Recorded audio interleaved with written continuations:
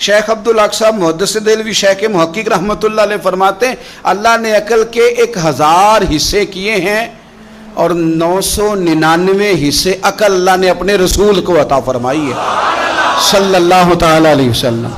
बाकी एक हिस्सा सारी दुनिया को मिली है जिससे इंजीनियर भी बने, साइंसदान भी बने, आलिम फाजिल शेख मुफ्ती मुहद्दिस मुफक्किर बने। 999 तो अल्लाह ने रसूल पाक को अता फरमाए हैं।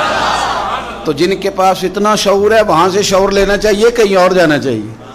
शऊर तो सारा हुजूर के दरवाजे से मिलता है। आप ज़रा हुजूर की हिकमत को देखिएगा। हुजूर सल्लल्लाहु ताला अलैहि वसल्लम के ना ऐलान नबूवत से पहले का वाक़या है।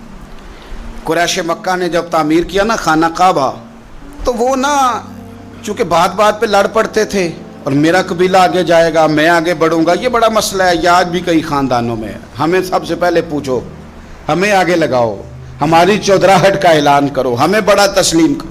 वो छोटी छोटी बातों पे, हत्ता के हौज पर घोड़े को पानी पिलाना है तो पहले मैंने पिलाना, इस पर भी लड़ाई हो जाती थी। तो खाना काबा की तामीर सारे मिल के कर रहे थे। अब कई कबीले थे।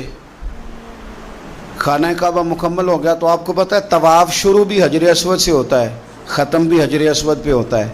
ये जन्नत का वो अज़ीम पत्थर जिससे आगाज़ व इख्तिताम होता है। हर एक की ख्वाहिश थी कि ये पत्थर हम नस्ब करेंगे, उठा के हम लगाएंगे ताकि क़यामत तक ये एजाज़ हमारे हिस्से में आए।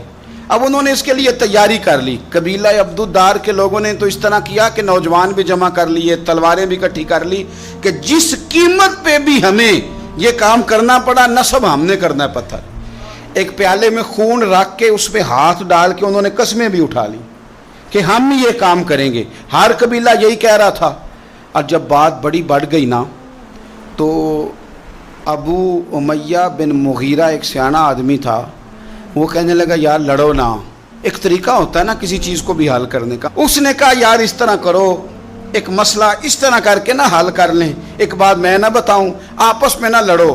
कल जो बंदा सबसे पहले हुदूदे हरम में दाखिल हो, वो कोई भी हो, जो फैसला करें कबूल कर लोगे, कर लोगे, कर लोगे, कर लोगे, हाँ हो गई सबकी, कुर्बान जाएं। सबसे पहले हुदूदे हरम में मदीने वाले महबूब तशरीफ लाए, रसूल कायनात सल्लल्लाहु अलैहि वसल्लम। अब तो हर बंदा खुश हो गया, कहने लगे लो भाई ये तो सादिक और अमीन है।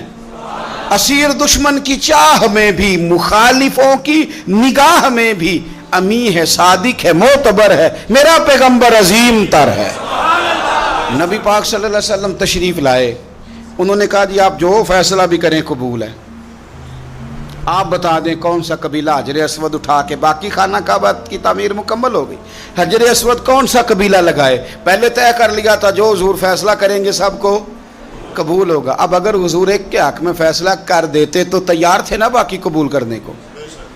अब वो सारे कबीले नजरें हुजूर पे लगाए, नतीजा निकलना है। ये समझ ले पास फेल का नहीं, फर्स्ट सेकंड का नतीजा है। किसको शहादत मिलती? ई शहादत बजोरे बाजू ने किसको मिलती है? कुर्बान जाऊं हुजूर की हिकमत पर, नबी पाक के तदब्बुर पर।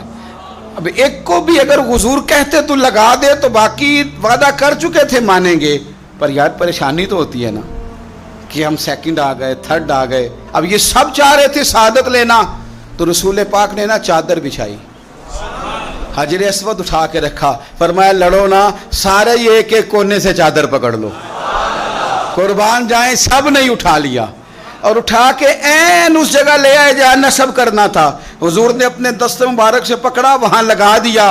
अब कोई सबसे पूछता ना किसने लगाया है, तो सब यही समझते थे हमने ही लगाया है। और आखिरी फैसला ये था हम सब ने लगाया है। ये हिकमत है रसूल पाक की। तेरे आगे हैं यूं दबे लचे फुसा अरब के बड़े बड़े, कोई जाने मुंह में जुबान नहीं, नहीं बल्कि जिस्म में जान नहीं।